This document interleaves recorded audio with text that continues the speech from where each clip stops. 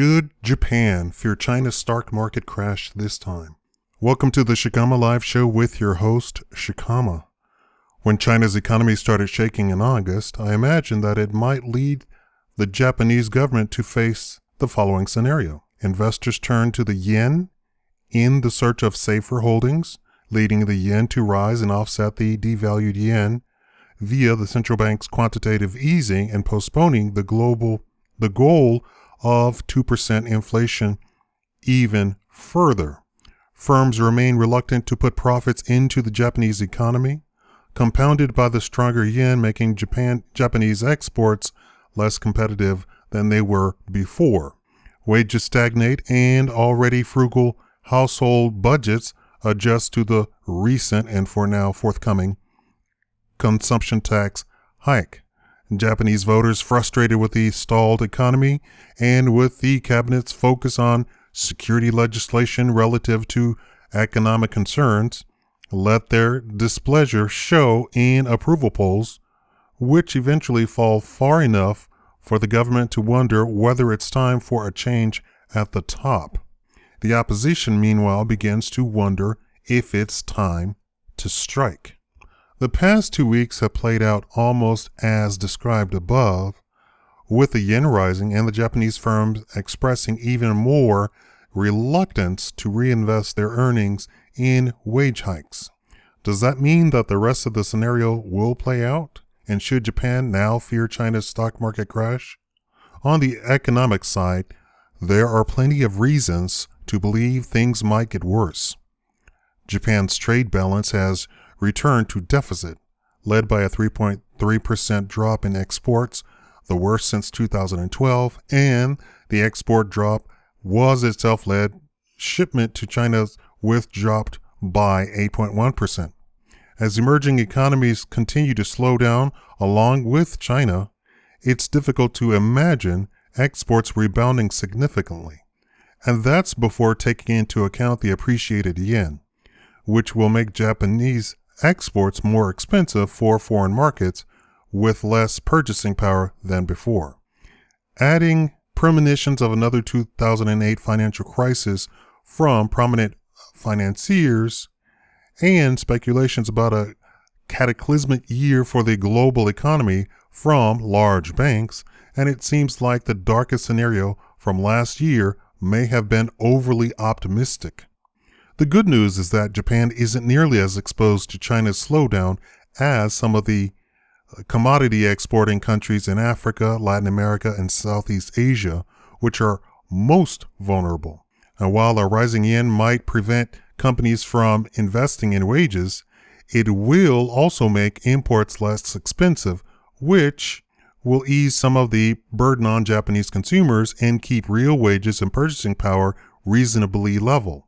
Even still, while wages may not be growing, the fact that Japan continues to enjoy one of the world's highest standards of living tampers the potential for voter anger over the economy. Additionally, the Japanese government still has tools to work with. The Bank of Japan showed some creativity in December by offering exchange-traded funds, ETFs, for firms that invest in capital and labor as a way of encouraging firms to begin using their cash. While there hasn't been enough time for ETFs to have any effect, the BOJ's decision shows a willingness to be proactive in stimulating the economy. While Prime Minister Shinzo Abe has promised to move ahead with the consumption tax hike, currently scheduled for April 2017, he has suggested postponing it if, quote, it is deemed to cause a serious damage to the economy to the tune of the Lehman shock of 2008, giving himself some room for maneuver if he needs it. Members of the Diet talk comfortably about having plenty of other cards to play in case the economy finds itself in trouble. None of this makes Japan immune to shocks or slowdowns, but the fundamental reality is that Japan's economic future will still be guided by decisions in Tokyo before those in Beijing, Shanghai, or elsewhere. But it's the political aspect of the scenario where the Abe administration should feel more secure. While the protests in front of the Diet against the security legislation drew global media attention, the cabinet's approval ratings have rebounded roughly to where they were before the summer protest, and approval ratings never really dropped to a crisis level for the cabinet in the first place. On top of that, Japan's opposition parties have not only been unable to create sustained opposition to the security legislation, they've barely been able to sustain themselves. The possibility of a merger or increased cooperation between the Democratic Party of Japan and the Communist Party has alienated the DPJ's conservatives, who have even gone far as to demand that the party be dissolved, while the Japan Innovation Party has been racked with divisions between its local Osaka branch and national branch, with each pole of the former JIP gravitating towards a different party at the national level. Meanwhile, the LDP's leadership election in September demonstrated that Abe has no challengers within his party capable of or interested in challenging him.